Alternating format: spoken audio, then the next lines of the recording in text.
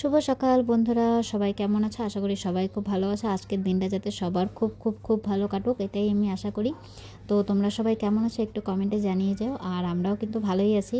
তো দেখো সকাল হয়ে গেছে, আমি ঘুম থেকে উঠে পড়েছি আর আমার মেয়ে কিন্তু এখনও ঘুম থেকে ওঠেনি। ঠান্ডাটা আসছে, ঠান্ডাটা পড়ছে একটু একটু করে। আর এখন কিন্তু সবারই কিন্তু ঘুমের একটুখানি তোড়জোড়টা কিন্তু বাড়বে, কেন কি ঠান্ডার দিনে সবথেকে ভালো কাজ সেটা হচ্ছে ঘুমানো। তো দেখো আমার মেয়েকে কিন্তু তখন থেকে কিন্তু ডাকছি, কিন্তু দেখো উঠছে না। ঠান্ডার মধ্যে ও কিন্তু উঠতে চাচ্ছে না। ও কিন্তু বুঝতে পারছে, মানে ও এত ছোট তাও কিন্তু দেখো আরামটা কিন্তু ঠিক বুঝতেই পারছে যে না, এখন কিন্তু সকালবেলা কিন্তু শুয়ে থাকতে কিন্তু বেশ আরাম লাগে। তো আমি সকালে উঠে তারপরে কিন্তু দেখো পরে মেয়েকে ডাকছিলাম। আর আমি ওঠার সাথে সাথে কিন্তু জানলাটা খুলে দিইনি, কেন কি জানলাটা খুললে আলো আসবে, মেয়েটা উঠে পড়বে। তো এখন ভোরের দিকে কিন্তু একটুখানি ঠান্ডা ঠান্ডাই থাকে, তো সেই জন্য তখন আর মেয়েকে ডাকিনি। কেন কি সকালে যদি মনে করে ডাকতাম তাহলে তো সকালে উঠেই আবার বাইরে ঠান্ডার মধ্যে দৌড়াদৌড়ি করতো। সেই জন্য সকালে আর ডাকলাম না, যে সকালে ডাকলে তো ওই বাইরে দৌড়াদৌড়ি করবে, ঠান্ডাটা লাগবে। তো ভাবলাম যে না, একটুখানি রোদটা উঠুক তারপরেই ডাকবো। তার জন্য কিন্তু এই যে দেখো লেট করে ডাকলাম, যাতে মনে করো ঠান্ডাটা যাতে না লাগে। আর ওর যেহেতু এখনও স্কুলটা শুরু হয়নি, যে না স্কুল পড়া কোনো কিছু শুরু হয়নি, যদিও হ্যাঁ আমি বাড়িতে ওকে কিন্তু 2 টাইম করেই কিন্তু পড়তে বসাই। তো তাই ভাবলাম যে না, একটুখানি দেরি করে উঠুক, তারপরে মনে করো দুধ টুধ খাইয়ে তারপরে ওকে পড়তে বসাবো। তো সেই জন্য দেখো তারপরে কিন্তু আমি কাজগুলো কিন্তু সেরে নিচ্ছিলাম। আর যারা ফেসবুক করছে তারা যে কোনো কাজ করছে না, এটা কিন্তু একদমই না। যারা ফেসবুক করে তাদেরকেও কিন্তু সম্পূর্ণ কাজটা কিন্তু করতে হয়, তারপরে কিন্তু ওর সাথে কিন্তু ফেসবুকটাও কিন্তু করতে হয়। তো তোমরা কিন্তু এটা কিন্তু কোনো সময় ভেবো না যে না, যারা ফেসবুক করে তাদের কিন্তু কোনো কাজ নেই। তো সত্যি যারা এরকম ভাবে না, সত্যি ভীষণ খারাপ লাগে। কেন কি যারা ফেসবুকে কাজ করে তারা জানে যে না, কতটা পরিশ্রম করতে হয়, কতটা সময় দিতে হয়, সবটা সামলে, ঘর সংসার সামলে, বাচ্চা কাচ্চা সামলে যে কতটা পরিশ্রম করে কাজ করতে হয়। তারপরে তোমরা যে এরকম করে যে বলো, তাহলে সত্যি ভীষণ খারাপ লাগে। তোমরা সবাই একটুখানি ভালোবাসা দিয়ে একটু সাথে থেকো, তাহলে দেখবা সবাই কিন্তু অনেক দূর কিন্তু এগিয়ে যেতে পারবে। তোমরা যদি এরকম করে যদি নেগেটিভ যদি কথা যদি বলতে থাকো, তাহলে সবারই কিন্তু মনোবলটা কিন্তু কমে যায়। আমি অনেককে দেখেছি যারা হয়তো এরকম করে কমেন্ট করে, আমাকেও অনেকে কমেন্ট করে যে না, পাখির হয়তো কোনো কাজ নেই তার জন্য পাখি করতে পারছে।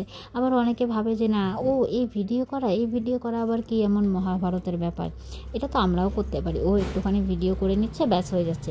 কিন্তু না, ও একটু ভিডিও করে নেওয়ার মাঝখানেও যে কত যে পরিশ্রম থাকে, সেটা একমাত্র যারা কাজ করছে তারাই কিন্তু এটা বলতে পারবে। যারা কাজ করে না তারা কিন্তু এই বিষয়ে কিন্তু কোনো কিছুই কিন্তু বলতে পারবে না।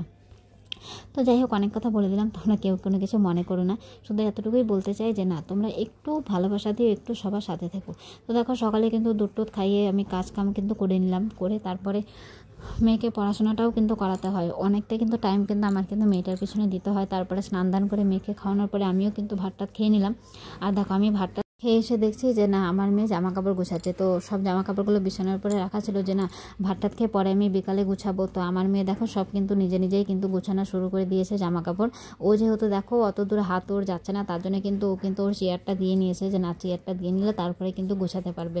তো আমার মেয়ে কিন্তু এমনি কিন্তু অনেকটা কিন্তু বুঝবান, দুষ্টু কিন্তু প্রচুর আমার মেয়ে। কিন্তু তারপরে বলবো যে না, আমার মেয়ের মধ্যে না একটা ম্যাচুরিটির কিন্তু একটা ব্যাপার আছে। ও কিন্তু সব জিনিস বুঝতে পারে। আমার মেয়ের একটা সমস্যা যে না, ও ভীষণ দুষ্টু আর ঘুম কম। আমার মেয়ে কিন্তু সারাদিন কিন্তু ঘুমায় না। প্রতিটা বাচ্চাই কিন্তু দুপুরে আধা ঘন্টা হলেও কিন্তু ঘুমায়, কিন্তু আমার মেয়ে কিন্তু ঘুমায় না। তো তার জন্য কিন্তু দেখো ওর এখন কোনো কাজ নেই।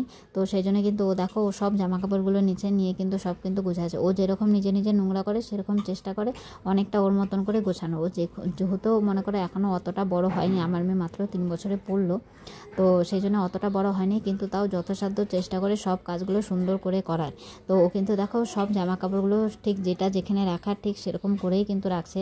ও যে যখন কাজ করে তখন কিন্তু সেই কাজটাই কিন্তু খুব ভালো মন দিয়ে কিন্তু দেখে যে না, কে কীরকম করে কাজটা করছে। তো ও কিন্তু ঠিক ওরকম করেই, মানে ওর বয়স হিসাবে ও যথেষ্ট কিন্তু সুন্দর করে কাজ করতে পারে।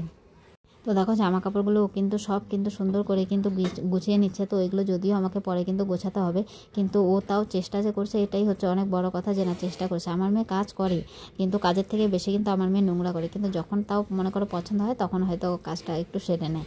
তো এখন দেখো মানে কাপড় গোছানো কিন্তু কমপ্লিট হয়ে গেছে। তো তোমাদের বাড়িতেও কি এরকম কি কাপড় গোছানোর কি মেম্বার আছে? যদি থাকে তাহলে কিন্তু কমেন্টে কিন্তু বলে যাও যে না, এরকম যদি কাপড় গোছানোর যদি মেম্বার যদি থাকে তাহলে একটু জানিয়ে যাও। আমার বাড়িতে কিন্তু দেখো আমার বাড়ির বড় সদস্য কিন্তু আছে, যে সমস্ত দায়িত্ব কিন্তু নিজের কাঁধে কিন্তু নিয়ে নিতে কিন্তু ভালোবাসে।